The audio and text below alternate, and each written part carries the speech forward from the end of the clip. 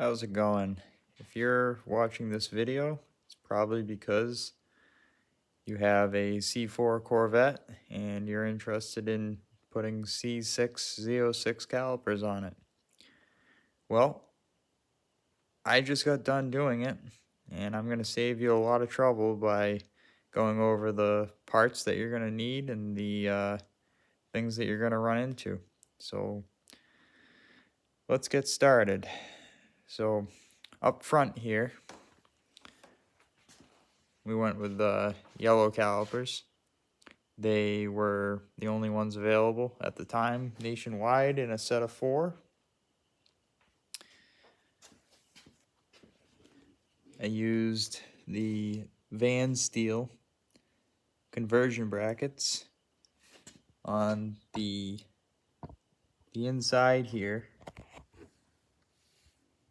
Let me point with my finger here. There's a little bit of an interference with the caliper, and you just need to remove a little bit from the caliper, and they fit beautiful. The supplied hardware works well.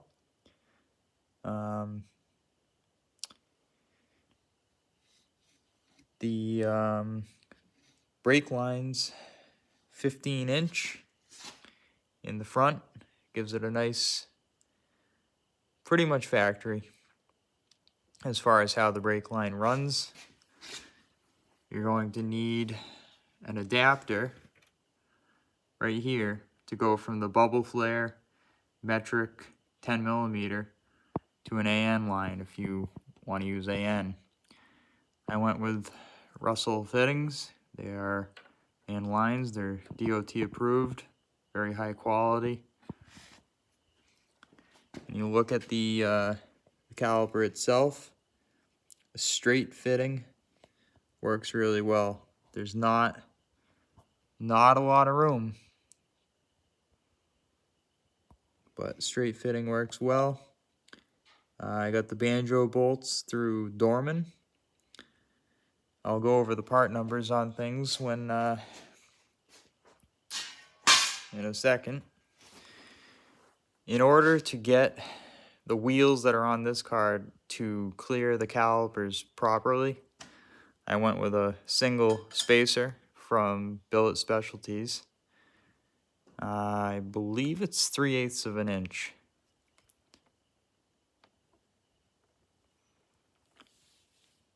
These studs that are in these hubs are ARP extended length, just so that there's plenty of threads to grab.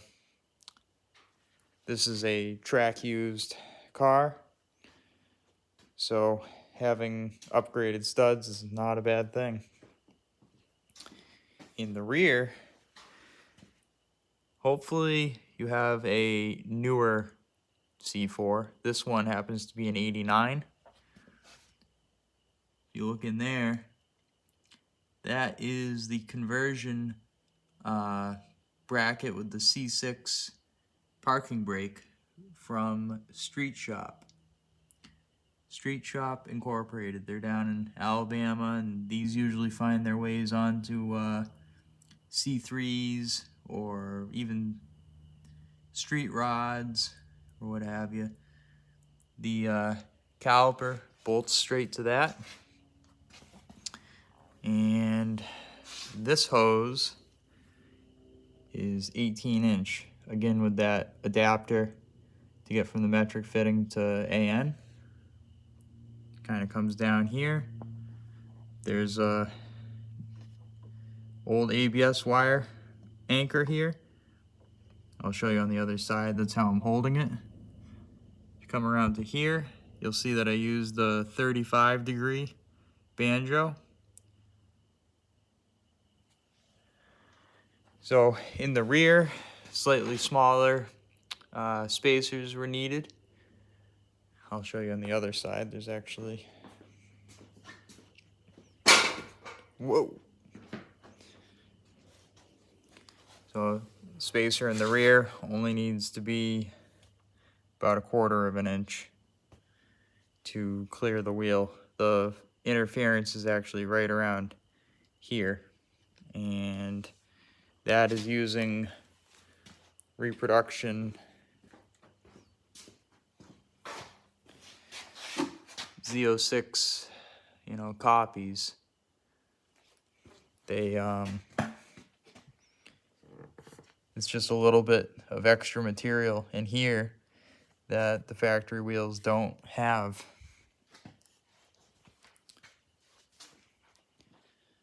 But it's a beautiful thing when you get them installed, because it's all factory stuff, high quality stuff. What this car had on it before was copies of Willwoods, and they were terrible. But you get what you pay for. This is not cheap to do.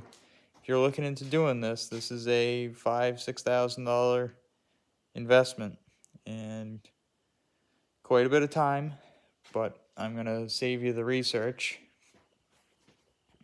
So we got Russell 15-inch -3.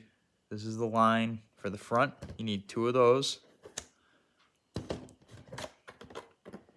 Oh, I'm sorry, it's 20-inch. So 20-inch in the rear. There's the part number for that.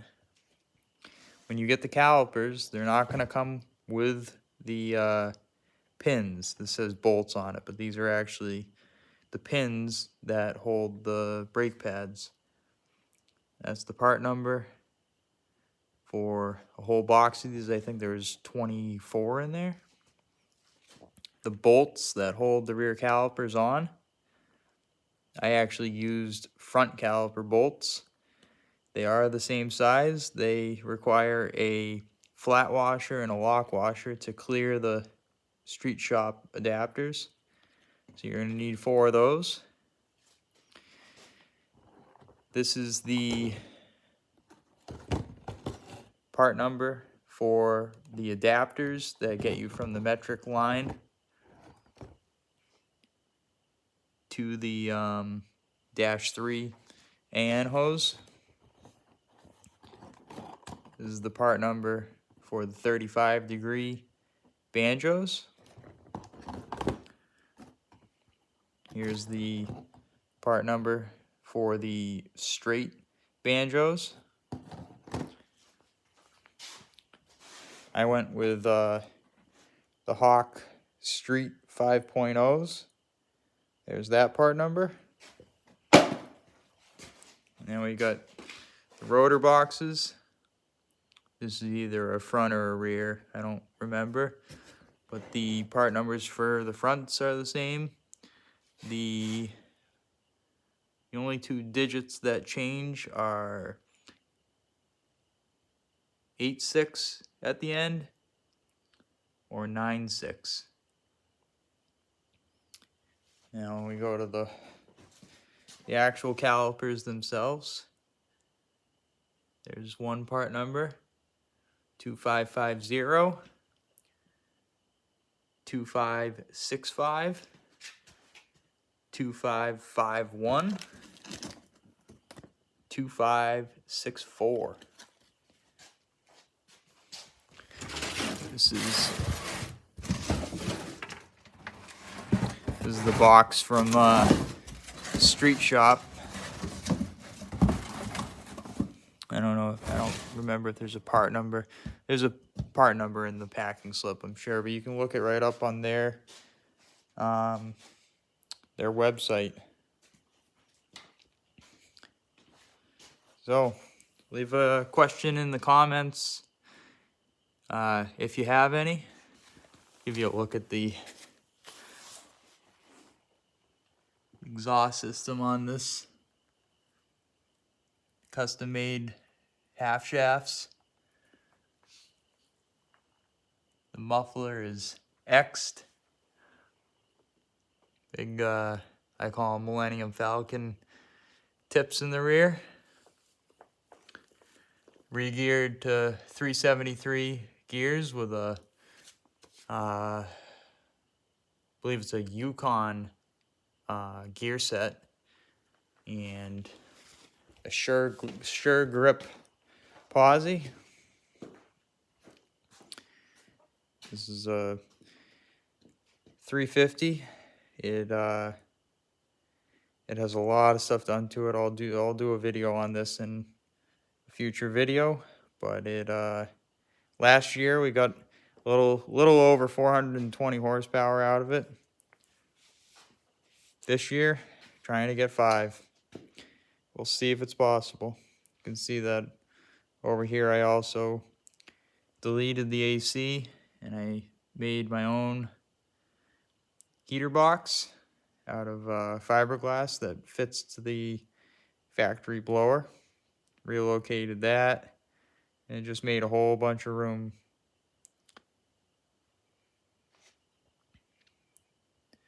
Lots of cool stuff on this car. Very fast, very fun to drive. But the brakes were definitely a shortcoming. So in the process of getting ready for this year's track season, I got the scales out and I've been pulling out things such as 1980s cellular technology, speakers, all kinds of stuff that is just not necessary. Not for what this car does anymore. In a future video, I'll go over how to get the Corbeau FX1 Pro into one of these, because the seat bracket that they supply with it does not work.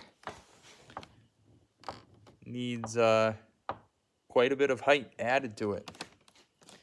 Anyway, thanks for watching, and leave a comment below if you have any questions.